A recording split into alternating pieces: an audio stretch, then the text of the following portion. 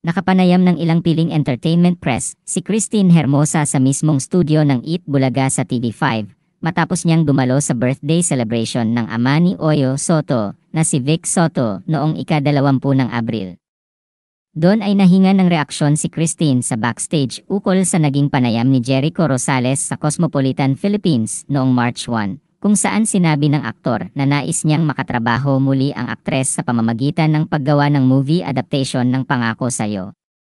Para sa aktor, may tuturing na isang unfinished business, ang bersyon ng dating primetime soap opera nila na umarere sa Kapamilya Network mula November 13, 2000 hanggang September 20, 2002.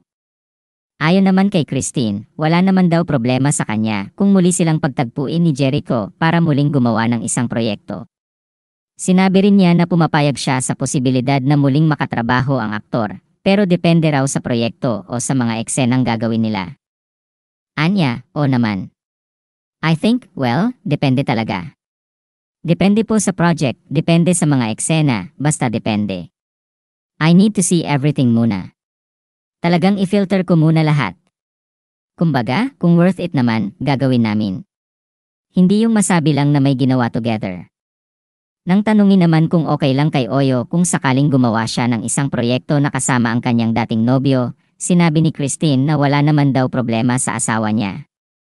Sinabi rin ng aktres na alam daw niya na hindi siya pagbabawalan ng kanyang asawa, lalo na't kung gusto niya at komportable siya itong gawin. Anya, wala naman pong problema sa kanya. Very professional naman din. Kumbaga, kung gusto ko, susuporta naman niya. Okay naman siya. The thing is, ako talaga, choice ko talaga. Ayoko kasing gumagawa ng kung ano-ano lang. Kumbaga if gagawa ako, something that's worth it naman, worth my time and effort ko. Tapos, syempre, iwanan ko yung mga anak ko, yung ganun.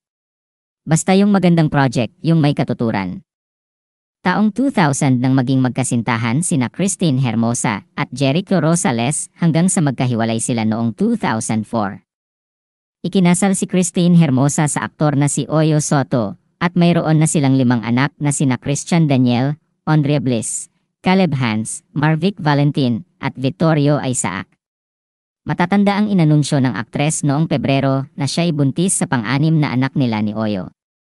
Si Jericho Rosales naman ay hiwalay na sa kanyang estranged wife na si Kim Jones. Sa kasalukuyan ay nalilink siya sa kapamilya actress na si Catherine Bernardo. Salamat sa panonood ng video na ito. Huwag kalimutang mag-subscribe sa aming YouTube channel, i-like ang video na ito, at i-turn on na rin ang notification bell.